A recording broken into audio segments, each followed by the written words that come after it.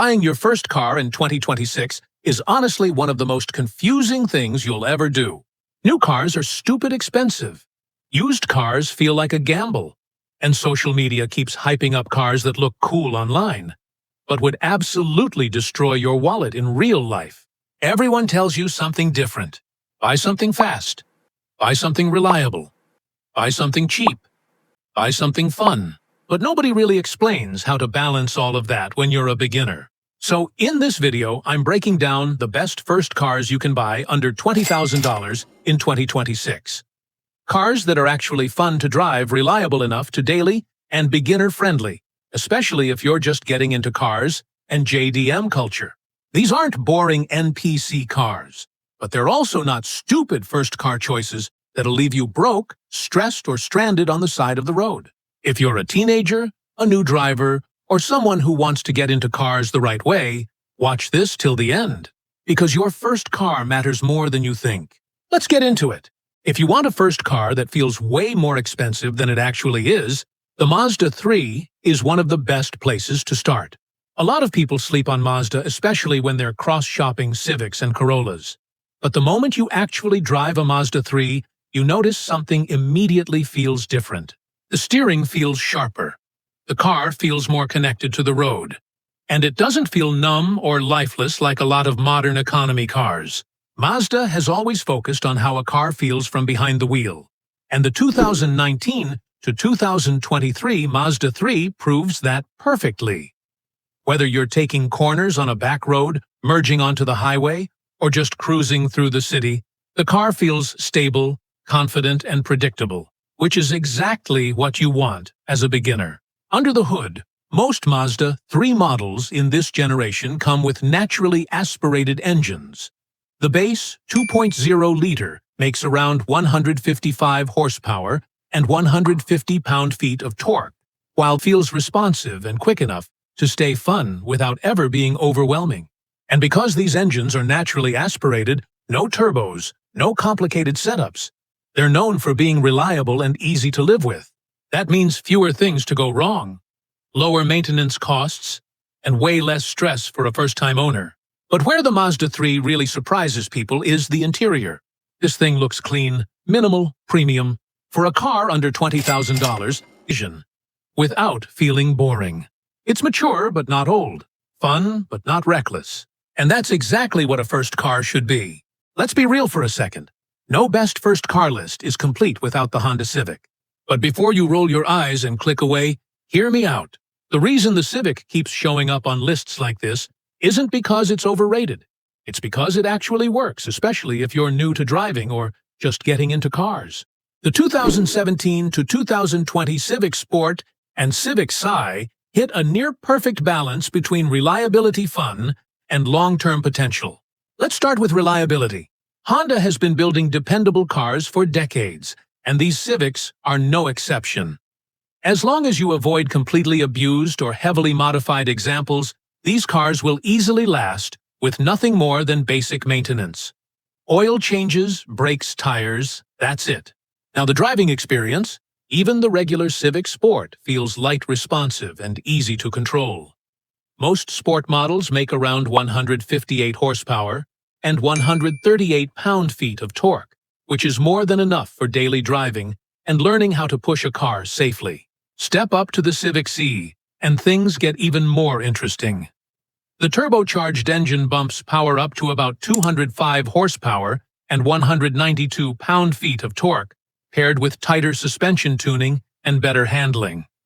It's quicker, more engaging, but still very manageable for a beginner. And that's important. A good first car shouldn't scare you. It shouldn't feel unpredictable. It should build your confidence behind the wheel. The Civic does exactly that. It feels stable at speed, forgiving in corners, and easy to understand as a driver. You learn how the car reacts, how weight transfers, and how to drive smoothly, skills that actually matter long-term. Now let's talk about why car enthusiasts love the Civic platform so much. The aftermarket. If you're even slightly interested in modifying your car down the road, the Civic is one of the best platforms on the planet. Wheels, suspension, exhausts, intakes, cosmetic mods, and tuning options are everywhere, and they're affordable. You can keep it completely stock and enjoy it, or slowly build it over time as you learn more about cars and driving. That's why people say the Civic grows with you. You don't outgrow it in a year. You evolve with it. For teenagers especially, this is a massive win. You get reliability right now, fun when you want it, and endless potential for the future without needing to switch cars. And that's exactly why the Honda Civic remains one of the best first cars you can buy in 2026. When people hear the word Corolla, most of them instantly think boring.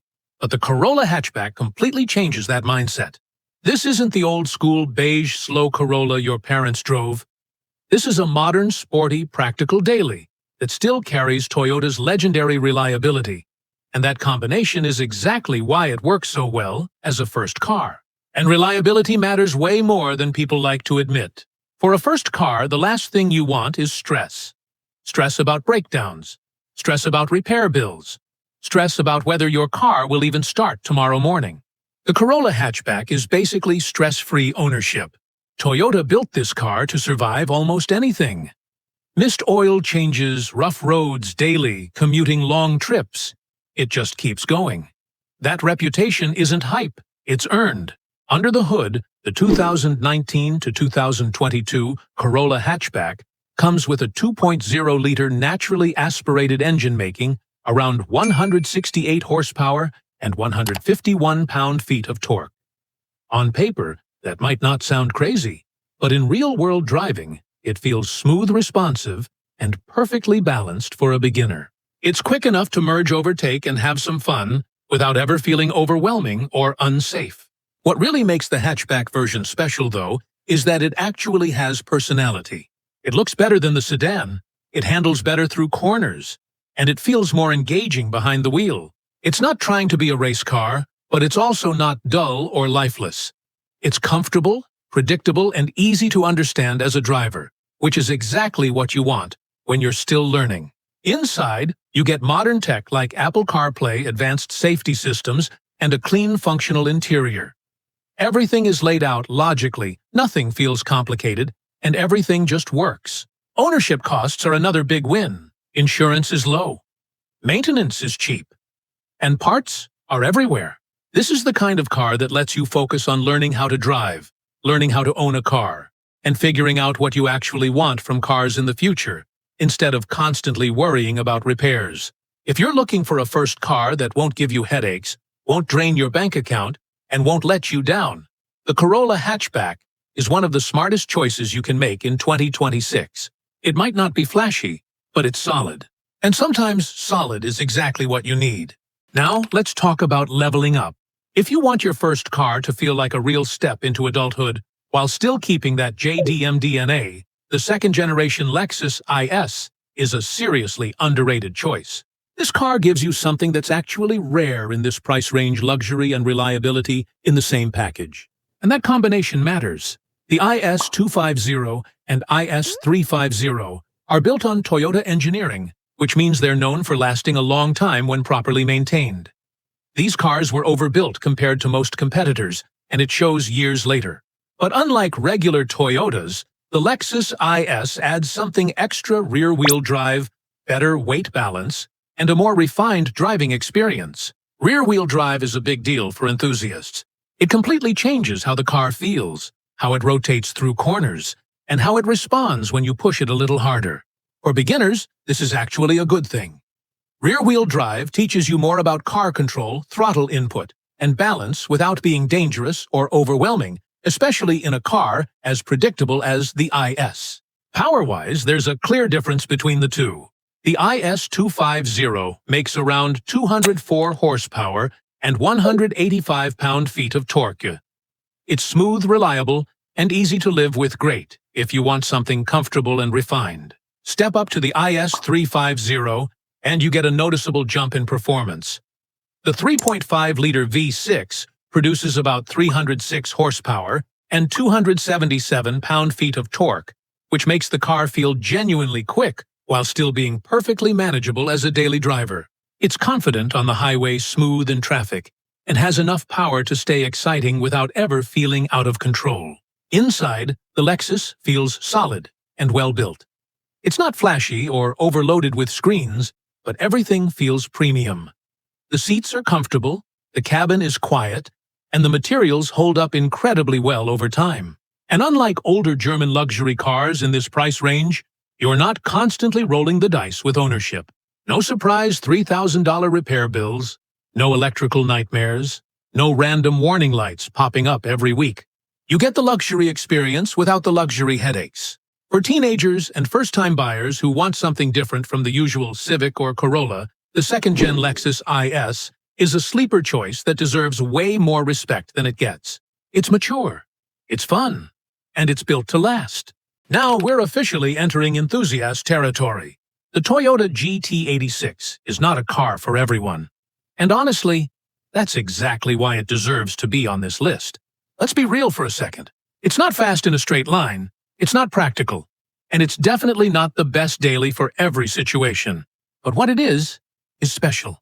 The GT86 was built around one thing above all else: driving feel. It's lightweight rear-wheel drive and perfectly balanced. Toyota and Subaru didn't chase horsepower with this car, they focused on making something that feels alive every time you turn the wheel. Under the hood, the 2013 to 2016 GT86 comes with a 2.0-liter, naturally aspirated flat-4 engine making around 200 horsepower and 151 pound-feet of torque. On paper, those numbers don't sound impressive, and that's kind of the point.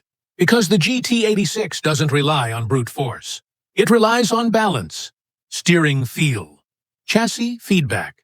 Everything about this car is designed to make you a better driver.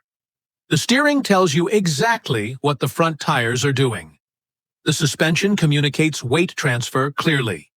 And the rear-wheel drive layout teaches you how throttle and balance work together through corners. This is the kind of car that teaches real driving skills: throttle control, proper braking, smooth cornering, instead of just straight-line speed. For car enthusiasts, especially JDM fans, the GT86 is one of the best entry points into true driver-focused cars. It also helps that the enthusiast community around this car is massive. Mods, parts, tuning advice, track setups. Everything is easy to find, affordable, and well-documented. But you do have to be honest with yourself before buying one. The back seats are small. Winter driving can be tricky without proper tires. And it's not ideal if you need cargo space or rear seat comfort. But if you're buying your first car because you genuinely love driving, not just speed, not just looks, the GT86 delivers something most cars in this price range can't: emotion. And once you feel that connection, it's hard to go back. Your first car isn't about being the fastest. It's not about flexing online, and it's definitely not about copying what everyone else is driving. Your first car should teach you, build your confidence, and make you fall in love with driving. Whether you choose the Mazda 3, the Civic, the Corolla hatchback, the Lexus IS, or the GT86, all of these cars strike the right balance between fun reliability and beginner-friendly ownership in 2026. Now I want to hear from you. Which one would you choose as your first car? Drop a comment, tell me your budget. And if you enjoyed this video, you already know what to do. I'll see you in the next one.